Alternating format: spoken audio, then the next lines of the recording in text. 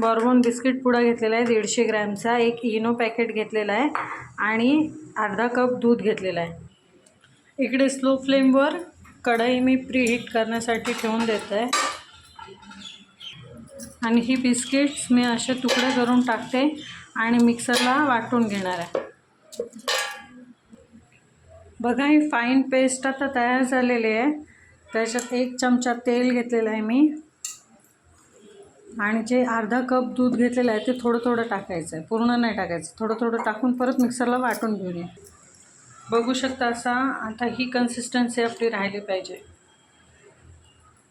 आता यात इनो आहे तो घालते मी।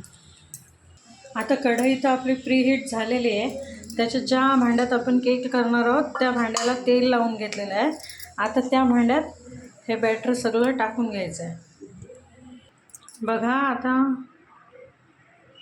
हे बॅटर टाकून मी थोडंसं टॅप करून घेते। आता हे आपण प्रीहीट केलेल्या कढईवरती ठेवायचं आहे।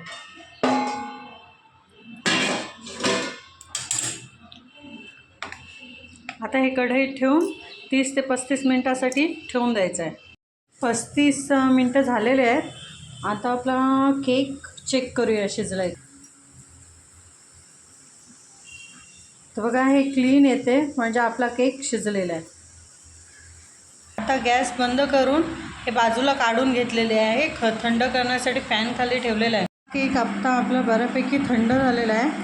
ह्याच्यात आपण डिमोल्ड करून इझी निघाला, टॅप पण करायची गरज नाही लागली। बघू शकता तुम्ही इझी निघालेला आहे। बघा आता हा केक झालेला आहे।